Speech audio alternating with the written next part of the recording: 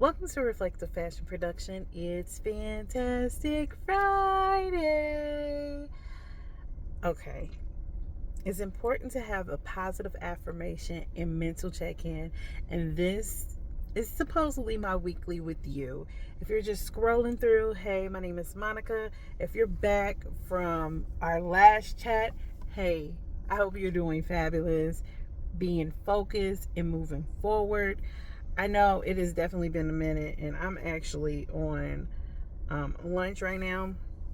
I was just like, I need to record. I was actually going to record this morning, but I was in the middle of trying to get my twist out together because I'm trying a new product from Verb. Really excited, working on that video. So it'll be posted Wednesday. It should be posted Wednesday. So hopefully I can get the editing and everything together. Um, because I have goals. I have a lot of goals, but really it's been a minute because first of all, I just got back behind the chair. So I am behind the chair now as of May 4th, which was really excited. I've been doing so much. So I've been really just transitioning things in my life to um, be a boss. So I'm just trying to be a boss. I'm not trying. I am being a boss, and I just have to get my priorities straight, and I definitely have to get some time management going on because when I tell you the struggle is real, I'm definitely struggling. And I'm trying to not focus on certain things that don't help me. So for instance, I can give you an example. I worry so much, and I'm an overthinker. So when something happens, I overthink it, and then I just get worried about what I'm thinking about, which makes no sense at all because just because I'm thinking it doesn't mean it's going to happen. So I just basically have been trying to write things down. I actually have, you've seen my planner, but I got a notebook and I really like it. It's just a regular notebook, and my planner, I mean, I think I'm gonna just stick with the notebook only because the planner is not big enough for all the things that I want to put in there. So I just have a notebook for right now. So I'm going to get back to writing a to-do list. I'm going to get back to like writing things down that I want to do. I remember my little notebook that I had and I was just writing every single day. Well, I stopped doing that. Not on purpose, but because my mind is just literally all over the place. And I think sometimes you have to stay focused and grounded. Things happen to where people like get in your mind. Well, I can't speak for everybody, but sometimes things will happen to where people get in my mind, and I'm having them in my mind, but it's like they're living rent free for no reason. And I really just need to stop that because it's silly. Not only that, but why they living rent free? They need to pay. Things are not free these days. Everything is going up. So so I just really have to just change my focus. And with me changing my focus, I decided that within the next 3 months, I am losing 100 pounds. And I'm not just saying physically, I'm just talking about mentally and emotionally. I am losing 100 pounds. And when I thought about it, like physically, if I lost 100 pounds within the next 3 months, I would literally be the same weight I was in high school. And that's funny because I didn't graduate high school 20 years. It's been 20 years since I've been graduated high school. And I'm just like, you know what?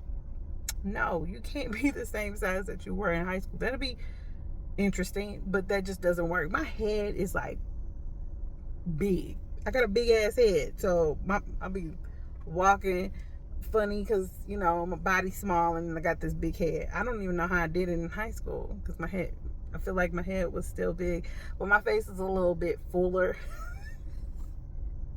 I'm just saying, like, I do my own hair, and then like the struggle is real. I'm like, wow, Monica, you got a big ass head. But that's beside the point. That's my joke for the day. Okay, anyway. But I just decided that in order for me to actually move forward and actually not have the mental space for things living rent free in my head, I need to move forward, and I need to actually mentally, emotionally, physically, and financially lose weight. lose the weight, lose the baggage, lose the things that are not helping me. So that is my, motivation for the rest of May and moving forward into June. I am so excited.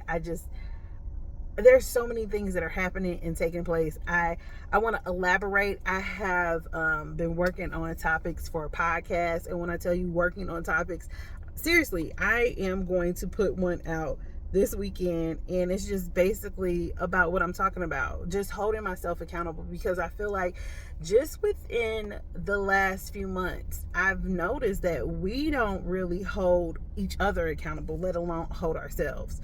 So I am holding myself to task and accountable for the things that I want to do. I mean, I'm at this big age of 38, and it's just like, you were so much smarter when you were 16, because you didn't stand for that. That's something that you were not standing for.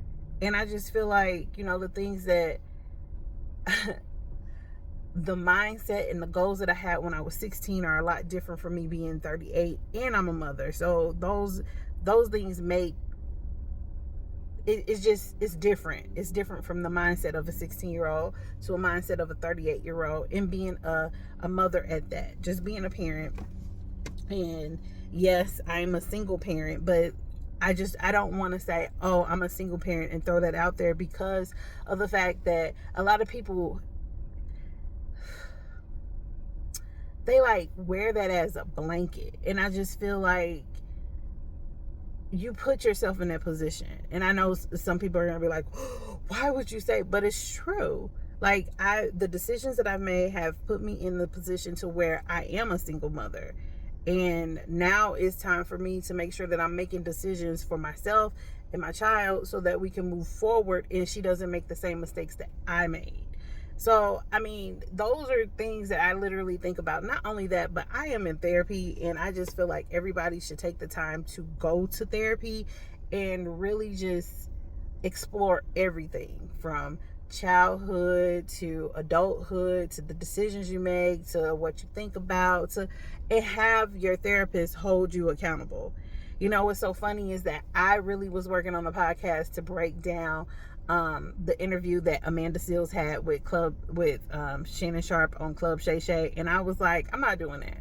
I'm not doing that, because there's so many think pieces about this woman, and yet I just feel like, first of all, she needs a therapist that's going to hold her accountable, hold her to task for the things that are going on. Because yes, there are some things that she definitely speaking facts, because I personally have been through them. And it's just like, okay, yeah, I get what you're saying, but I'm not like you, and she's not like me, not at all.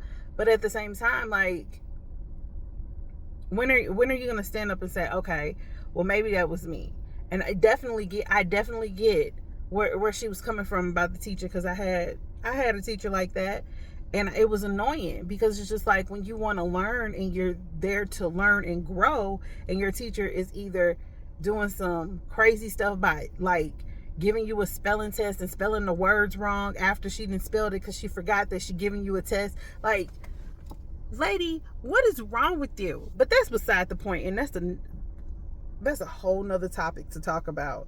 Anyway, what I'm saying is that when I was younger, there were teachers that would just do things, and I'm just like, the math wasn't math then for me, and that phrase wasn't out then, so I had to say something. However, that's not the right way to say it.